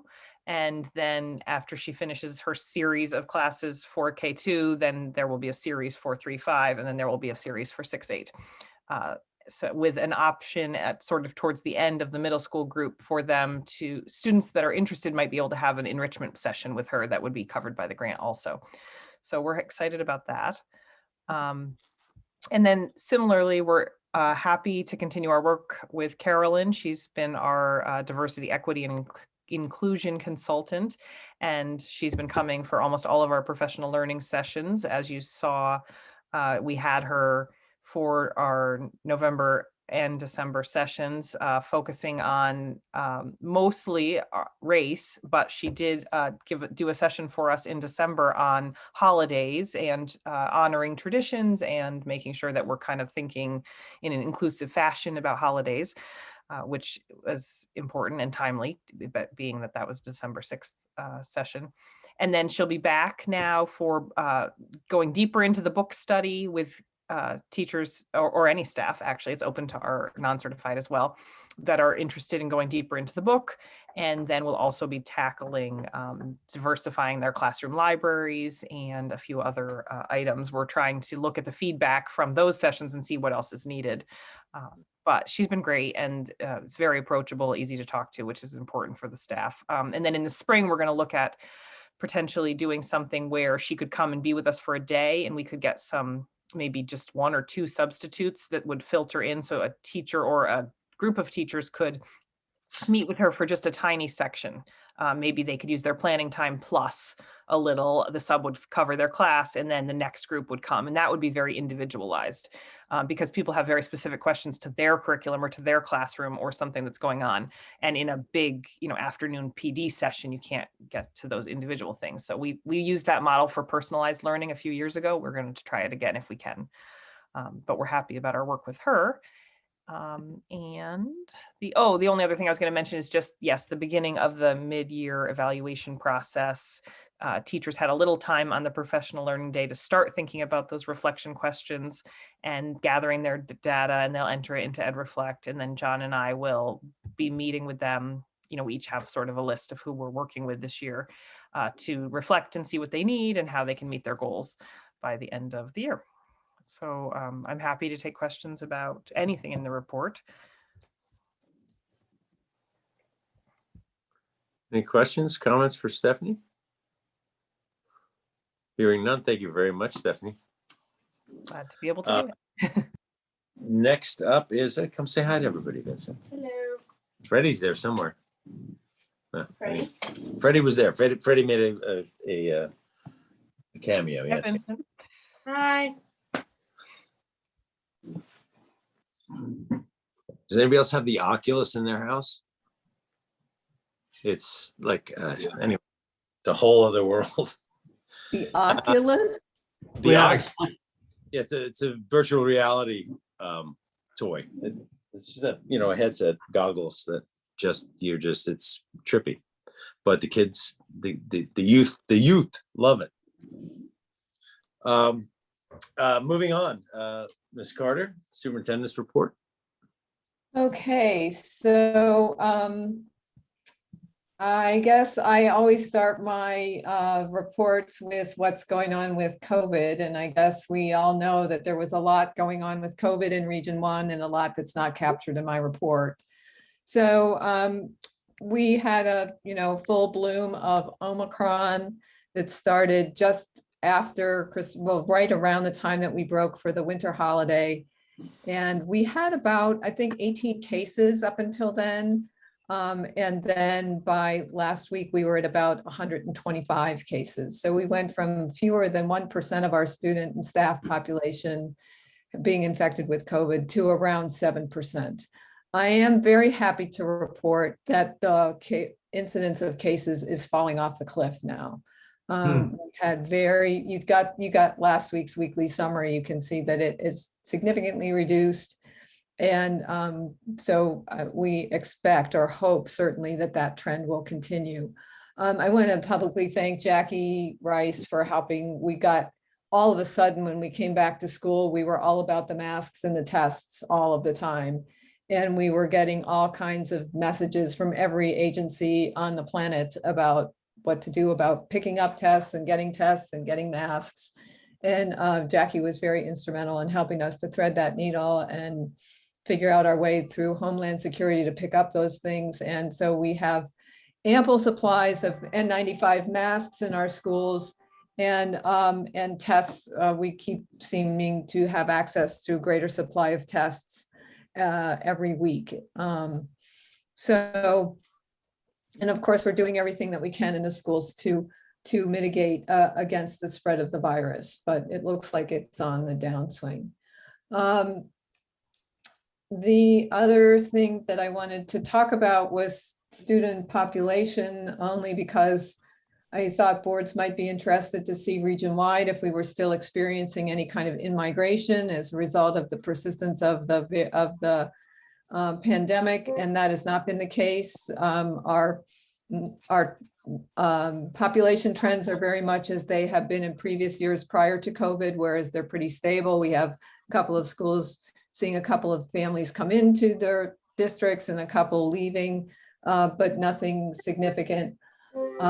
We only had one family since Omicron. Well, I had several emails about would I please consider homeschooling, which I mean distance learning, which by the way, was not an option on the table for me to consider. It was made very clear to us that only the governor could make that decision.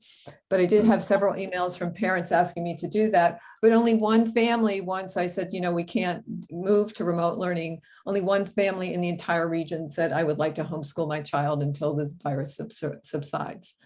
There was a lot of confidence, I think, in the fact that we were doing everything we could to keep students safe, and people kept their students in school, which I was very happy to see. Beyond that, the school visits have been great. Spent deliberate time with teachers to understand where they felt that they were relative to this year's curriculum. And there was a lot of confidence that they're able to be instructing at the instructional level that is expected at current grade levels for students, drawing on last year's curriculum where they need to provide that scaffolding or support to make sure that students do have that access. Of course, we tend to really focus on those early years, looking at those foundational reading and writing skills because they're so critical to the rest of the students' learning. And we know that those students did not have access to any kind of preschool or very limited preschool experience before they entered kindergarten. So we're closely monitoring that data. And math data is where we see that students are struggling. And I know most of the schools are making some sort of expenditure in this budget year or the coming budget year for additional math support and their staff. And then, of course, at the high school, everywhere we're looking at social and emotional, but we're very aware of the acute anxiety that exists with some students at the high school. Mostly worried about their future with respect to college. And tomorrow's the calendar meeting. So I thank you all for taking another night to be with us for the calendar. We're going to try and keep the meeting to an hour. There's that. And then last, you have Anne's report for middle school sports and activities, which I can take any questions on. And we have questions for Lisa? Has the calendar been shared? I went looking around on my email. I couldn't find it. It has not. We don't share it till just before couple hours before the meeting. So it's not out there as sort of, it's been developed by the staff and to be reviewed by the boards. And so we save it until just a few hours before the meeting. Okay, thank you. It's a couple quick questions. I clicked on the link to the athletic director's report on the feedback from middle school. And Anne mentioned she polled the kids who participated and only 14 out of the 85 responded. Is there a way, I mean, that's a pretty low number. Is there a way to make it mandatory, like the last day of the practice? You get the same thought, Barrett. I've paper copy in front of you, and you don't get to go until you fill it out. I had the same thought. I wanted to talk to her about that before the end of the basketball season. I think it's important to get more people to participate. Yeah. And then Dave, did you mention the parents will be polled at the end of the year? Yes, because I think that's where you're going to get the more substantive feedback, probably. Yes, for sure. yes. But she wanted to wait. She wants to wait till there's a year of experience under everyone's belt. Because there'll be, no doubt, I mean, tremendous feedback from the people who take care of these kids that are participating, just because, they're dealing with the timing of it, the transportation of it, how the kid is coming home and feeling. And so I think that's going to be vital information to have. My kids had great experiences. The coaches were great, soccer and cross country. And the cross country coach had a tradition of, when you're waiting for the last kid to finish, everybody went out and cheered them on, which was, I think I almost cried at one point. I can't remember. Apparently he's quite a rock star. The kids really like him. He's a really nice guy. Yeah. Just positive, and he was great. I hope he returns. Can I just ask, I wonder Yeah. what the, how's the, I guess the feeling of the teachers in the Salisbury Central schools right now. It seems based on those two reports that there's a lot, I just wondered, it seems like there's a lot trying to get pushed into the days or the calendars or the curriculum. And what's morale like for teachers? Stephanie, you want to talk about that? Sure. Well, I think it's pretty decent, actually. I think that last year was hard and morale was, I think there was a struggle there all around. I think that this year there was like a start of the year with a lot of optimism and hope and like, oh, this is going to be like a normal year. And then I think there was kind of a little bit of a letdown when it isn't as normal as we wanted it to be. And there's kind of a place in the middle where we've talked about this at our administrator meetings too. I think what happened last year is there was all this anxiety and difficulty, but certain things were taken off your plate kind of because of COVID, right? Like you were doing Zoom meetings and you didn't do conferences in person or different things, right? Professional learning was like at home, maybe you had your slippers on. So there was like a little bit of silver linings. Now we're into a place where it's normal enough that the plate is full again, but it's not normal enough to feel normal. Does that make sense? So I think that was been a little bit of a hard thing for all of us this year, kind of after we got through that beginning, like we're opening school, and then it was like, oh, wow, things are still challenging. We're still contact tracing. And then this little blip certainly, produces anxiety and stress when we had the rise of cases. And classroom sizes are smaller and things, people are trying to catch kids up and that kind of stuff. Yeah.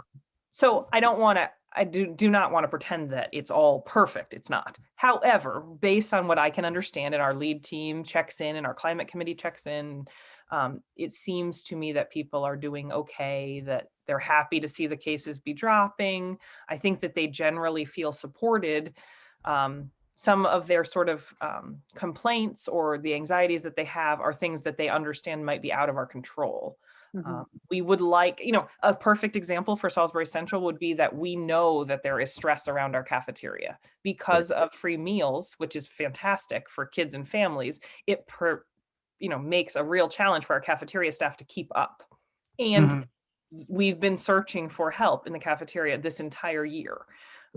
And we can't get any. And we've sort of modified. We said, okay, we'll have a long-term person. We'll have a full day person. We'll have a half day person. We've tried to figure out alternative ways to get somebody who could help out, and we can't get the help that we need.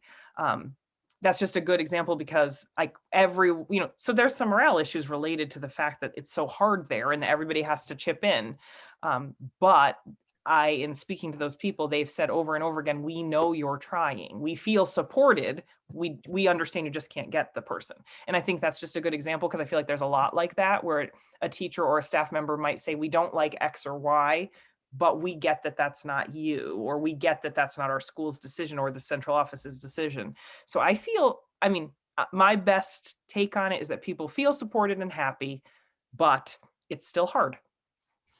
And I would say that in my visits, that's what I take away from all of the schools, that whatever stress they're feeling is not necessarily coming from the school system, our local school systems, it's coming from the greater environment. And if anything, their time with the students and the time that they spend doing what it is they do best is really the most comforting, or where they're finding the most energy. Do we have any mechanism? I like the question and the answer, but do we have any mechanism to survey them? Do you ever run surveys among them? Yes. So part of my goal for this year includes both staff and family check-ins.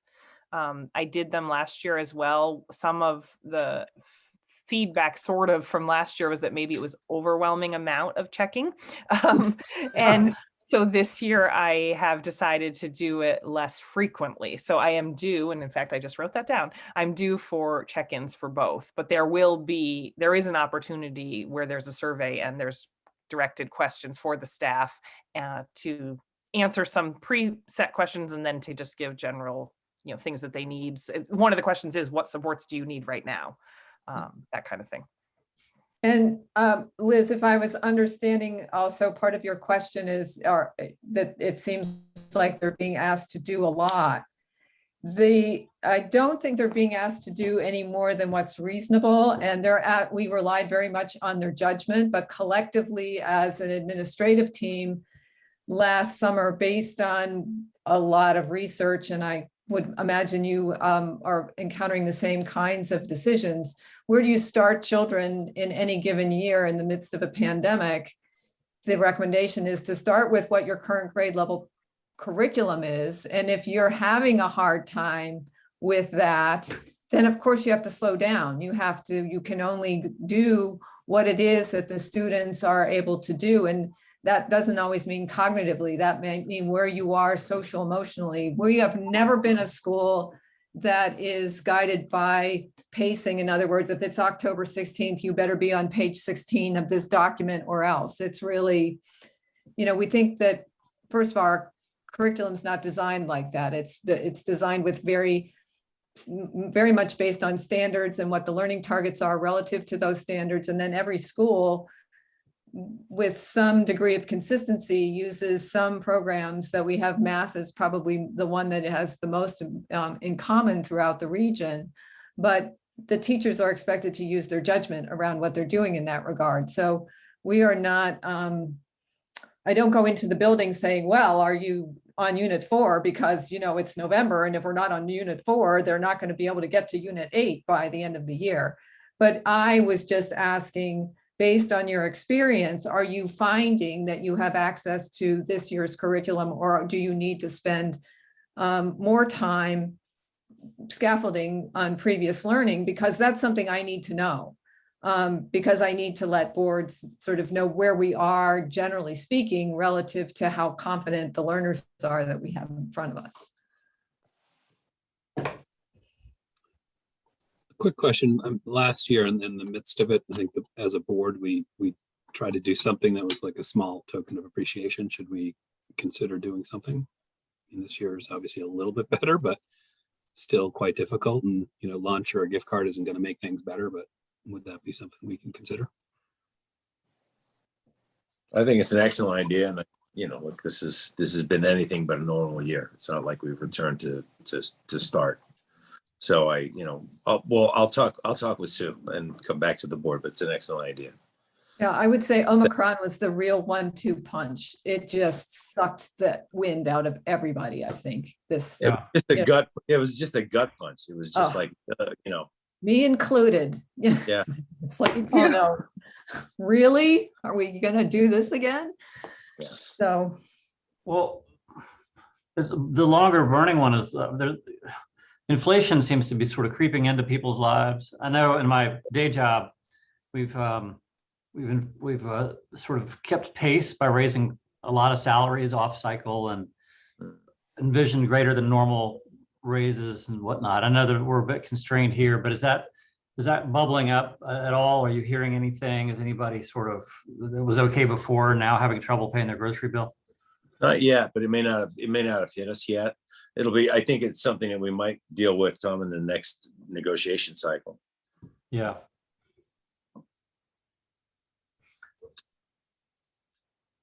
Yet another reason to do something like what Barrett's suggesting. Yeah, I agree.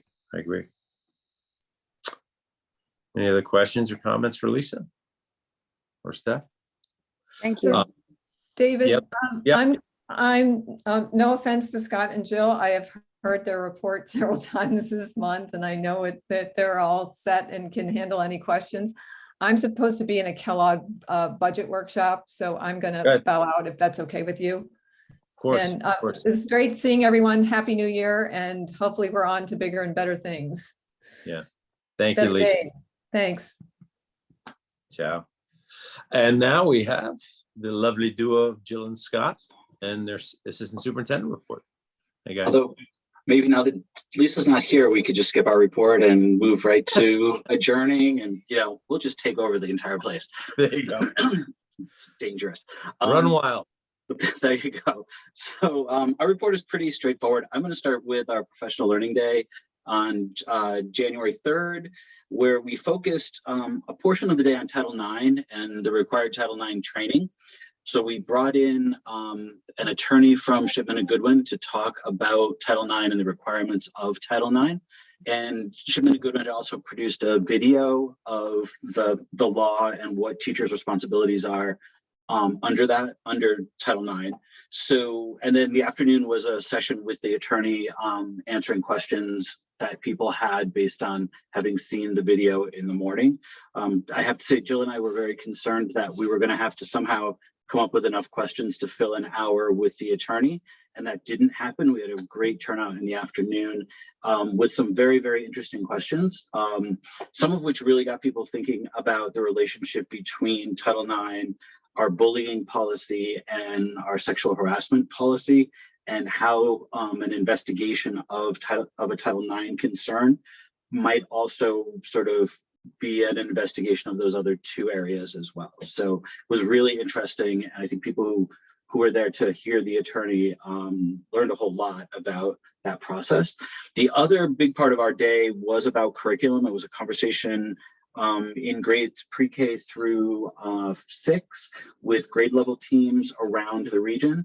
And for our 7th and 8th grade teachers and the high school teachers, we had vertical teams that met so that the middle school teachers could talk about just what Lisa was describing. Where are they, and what is what's happening in the curriculum in the middle schools, and the high school people could talk about what they're seeing with students who come to the high school from the middle schools. So something that Jill and I did this time that we haven't done very often in the past is to ask people to sort of document their conversations, and we've gone through all of those documents to just get a sense of what is it that people were talking about and what was occupying people's time. And we found that there was a lot of requests for additional time, that they weren't able to have the entire conversations that they wanted to have. And we're going to try to find that time as we move forward. We have another full day PD coming up, and then another half day as well. So we're going to take all of the information that we got from teachers in that session and move it to one of those other 2 days. And then Jill's got the last piece of our report.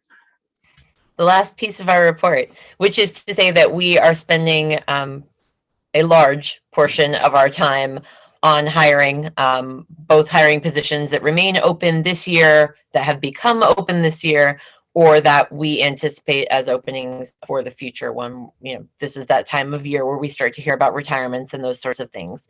So we are heavily into the hiring crush, but take this as my annual opportunity to remind all of you, and you can be envoys and remind your neighbors, your friends, their children, people you see around town, that we need substitute teachers.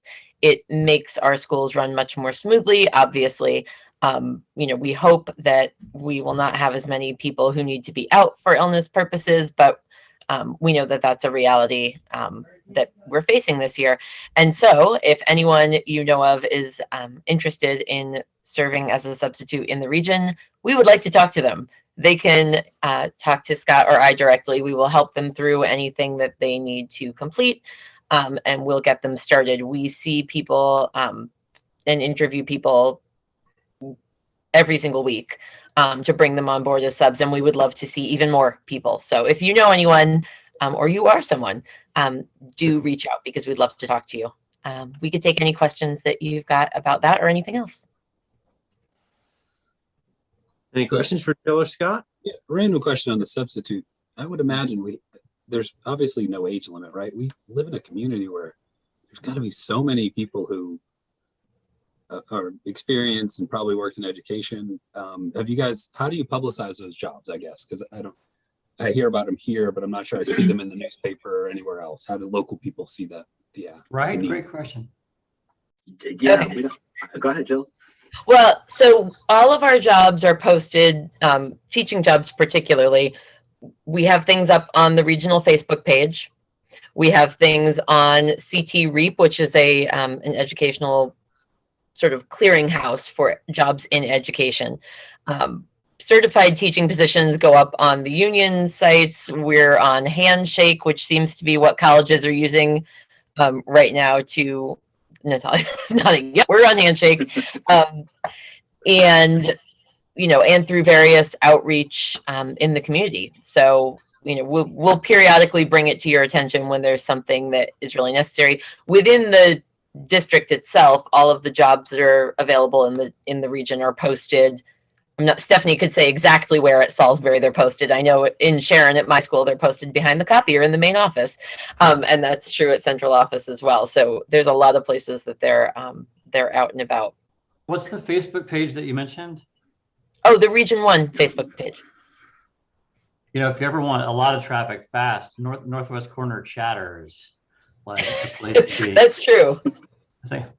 Yeah, Barrett, Sue and I have talked about this, not obviously about substitutes because that's regional, but just in our own postings, with the cafeteria was a good example where we're like, okay, we want that person who's got a few hours in the morning and they're not looking on a teaching website. They're not part of the Region 1 website. They're not part of the Salisbury Central Facebook.